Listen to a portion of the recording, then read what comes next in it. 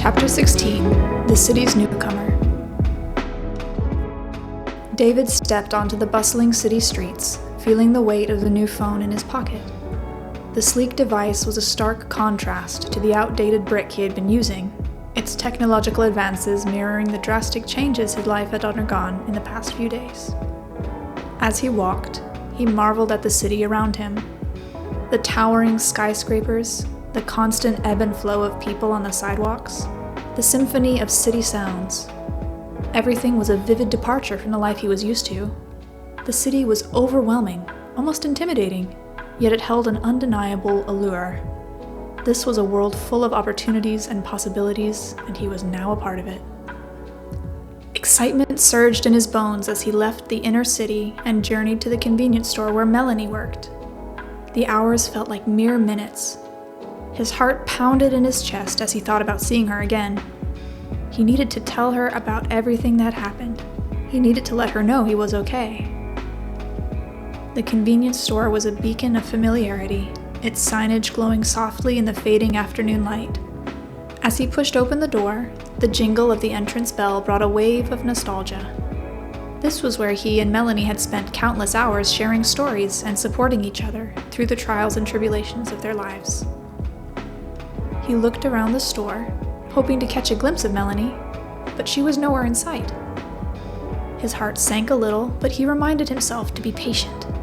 He had arrived just before the usual shift change, so it was still possible that Melanie might show up at any moment. He decided to wait, picking up a basket and strolling through the aisles. Lost in his thoughts, David didn't notice the convenience store manager, Kim, grinning at him from behind the counter. It was only when she let out a chuckle that he snapped out of his musings. He turned towards the sound, his eyes meeting Kim's amused gaze.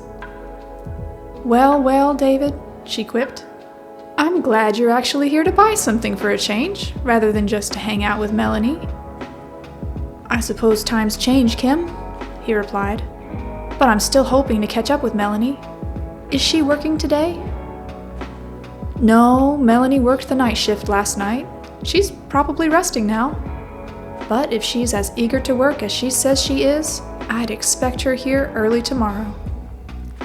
"What do you mean by that, Kim?" David asked, confused. "Well," Kim started, leaning over the counter. "Melanie came to me last night before her shift. She asked if she could take on more shifts, even the ones that nobody wants. She seemed really determined to work more and save. I couldn't get much out of her, but it's clear she's really trying to save up for something important." David was perplexed. Melanie taking on more shifts was definitely unexpected.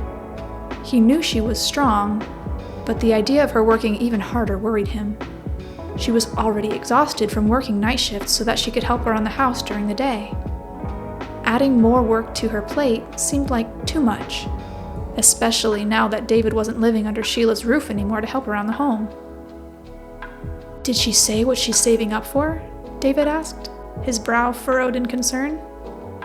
"No, she didn't," Kim replied, shaking her head. "But it's got to be for something important to her. Otherwise, she wouldn't be pushing herself this hard." David nodded, his mind racing with questions. What could be so important that Melanie would push herself to exhaustion? He felt a pang of guilt for leaving her alone to deal with everything. "Thanks for letting me know, Kim," David said, forcing a smile. He paid for his items, just a phone charger and a new wallet, and left the store, his mind consumed with worry for Melanie. "I guess I'll just come back again another time. I hope everything's okay." With a sigh, he turned his steps towards the local pub.